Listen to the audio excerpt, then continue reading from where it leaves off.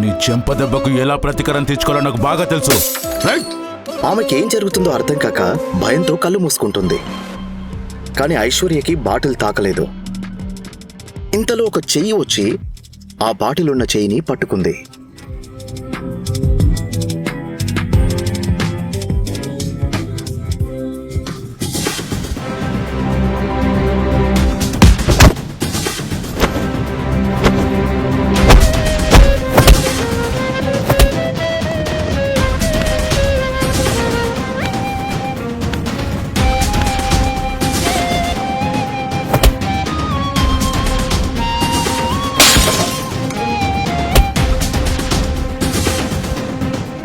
నీకు కొంచెం ఎక్కువైంది. ఎంత ధైర్యం ఉంటే నా భార్యతో ఇలా బిహేవ్ చేస్తావు? తనకి క్షమాపణ చెప్పి మర్యాదగా ఇక్కడి నుంచి వెళ్ళిపో. నా మీద చెయ్యి వేసి పెద్ద తప్పు చేశావు. నా మీద చెయ్యేస్తే ఏమవుతుందో నీకిప్పుడు చూపిస్తాను.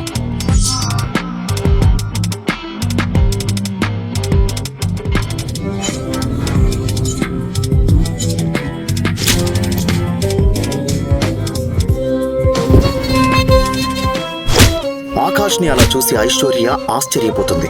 తన కళ్ళను తానే నమ్మలేకపోతుంది. ప్రేమ్ మల్హోత్రా, రాజ్ బేడి జరిగింది విని అక్కడికి పరిగెత్తుకుంటూ వచ్చారు.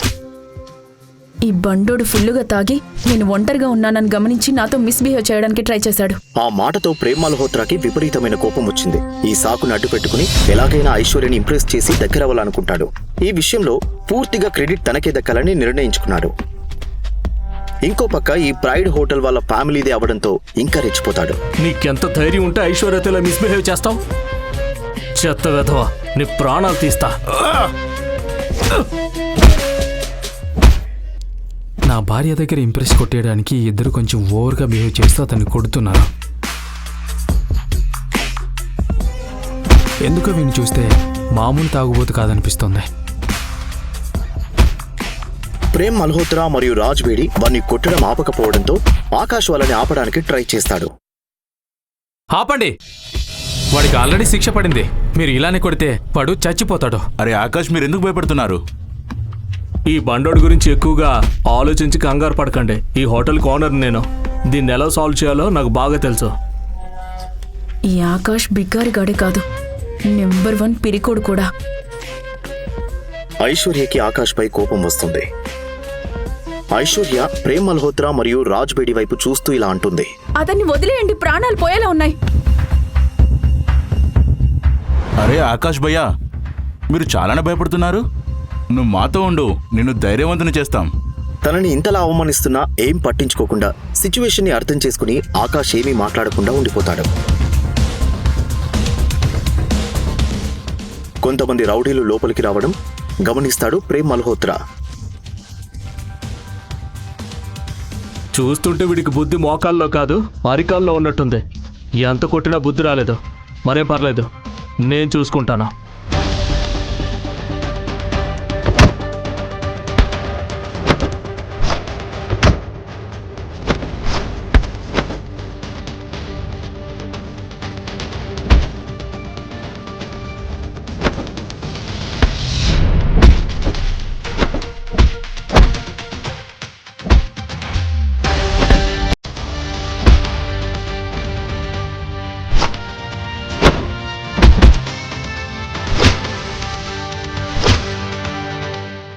ప్రేమ్ మల్హోత్రా సాధారణ ఫైటర్ కాదు. కరాటేలో బ్లాక్ బెల్ట్ సాధించాడు. ఒక్కొక్కరిని చితక్ కొడుతూ గజేంద్ర ఫ్రెండ్స్ అందరినీ పడుకోబెట్టాడు.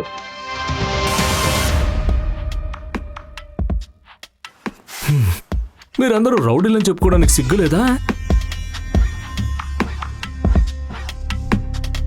వావ్, నువ్వు చిరుతపులి బ్రో. మీరు చాలా బాగా ఫైట్ చేశారు. ఇప్పుడు ఇంకా మనకి రౌడీల నుండి ఏ ప్రాబ్లం ఉండదు.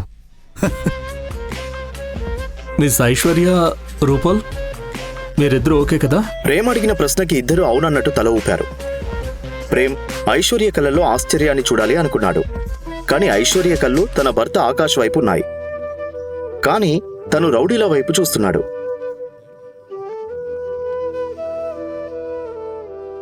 ప్రేమ్ మల్హోత్రాకు మరింత మండిపోయింది. బ్రదర్, ఇప్పుడు ఈ పనికిరాని రౌడీలను ఏం చేద్దాం? వీళ్ళని పోడ్చడానికి ఎవరినైనా పిలుద్దామా? అదేం వద్దు బ్రో, నా స్టాఫ్ చూసుకుంటారా. మీరు రండి. పరాస్ కొంచెం ఓవర్గా మాట్లాడినా అంత చేసేంత దమ్ము ఉన్నవాడేం కాదు.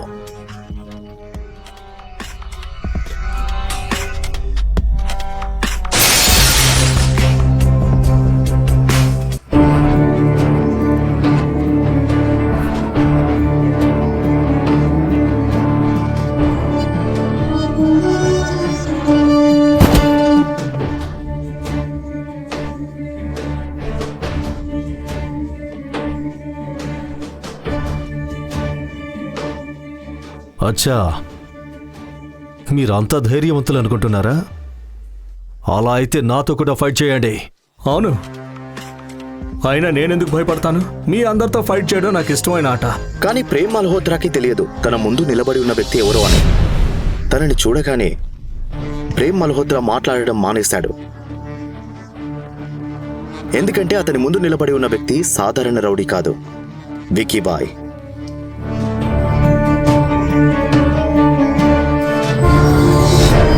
వారందరి కళ్ళల్లో ఒక రకమైన మెరుపు కనిపించింది.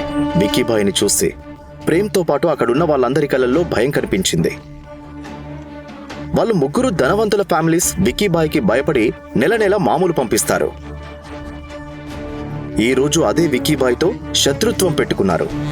ఇప్పుడు నాతో సవాల్ చేసింది ఎవరు? బ్రదర్, మేము సరదాగా మాట్లాడడం మీరు మా ముందున్నారని నాకు తెలీదు. దయచేసి మమ్మల్ని క్షమించండి. ఓ, మీరు జోక్ చేశారా? పర్వాలేదు, అలానే జోక్ చేద్దాం. అయితే ఇప్పుడు నేను మీతో జోక్ చేస్తాను. దీని గురించి మనం మాట్లాడుకుని పరిష్కరించుకుందాం బాయ్.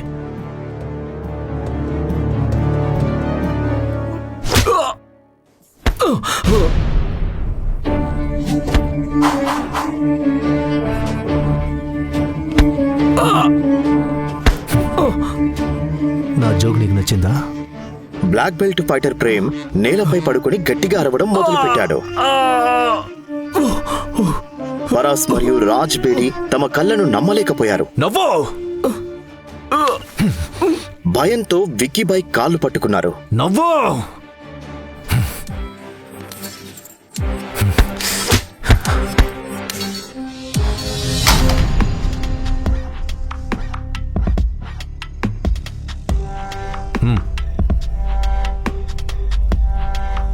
తీసుకో.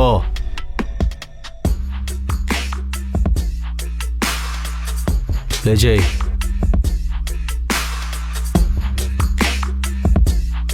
కానివ్వండి. ముగ్గురు ఫ్లోర్ పై పడుకుని గట్టిగా అరుస్తున్నారు. అది చూసి అక్కడున్న రూపల్, ఐశ్వర్య భయపడిపోయారు. వాళ్ళ ఇద్దరికి ఏం అర్థం అవ్వట్లేదు. ఈ ముగ్గురి వల్ల పెద్ద సమస్యలో ఇరుక్కున్నా అనుకుంటుంది ఐశ్వర్య. మరోవైపు విక్కీబాయ్ ఈ తమాషా చూసి చాలా ఎంజాయ్ చేస్తున్నాడు. నేను అనుకున్నా ఈ బండు మామూలు తాగుబోతు కాదని, కానీ వీడి వెనక విక్కీబాయ్ ఉంటాడని నేను అస్సలు ఊహించలేదు. వాడు ఐశ్వర్యతో మిస్బిహేవ్ చేయకుండా ఉండుంటే నేను అస్సలు జోక్యం చేసుకునేవాడిని కాదు. విక్కీబాయ్ ఈ ముగ్గురిపై దృష్టి పెట్టలేదు. వాళ్ళ ముగ్గురిని వేస్ట్ ఫెలోస్ లా చూస్తూ, ఒక్క నిమిషం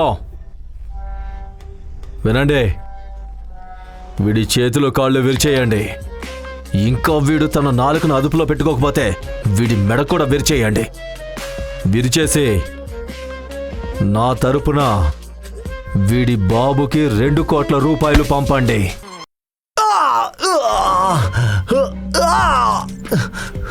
ఆపండి, ఆపండి, ఇంకా ఆపండి అని ఐశ్వర్య అనగానే భాయ్ తన వైపు చూశాడు.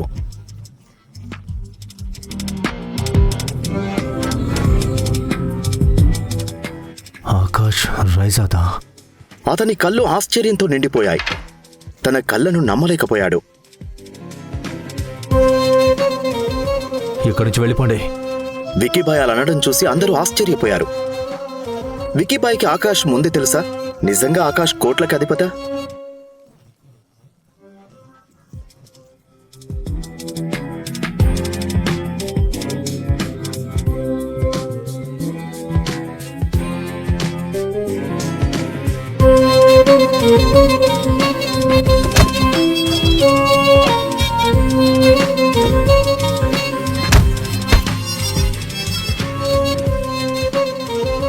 అయితే అతను బికారి అల్లుడిగా మారి సాధారణ జీవితాన్ని ఎందుకు గడుపుతున్నాడు?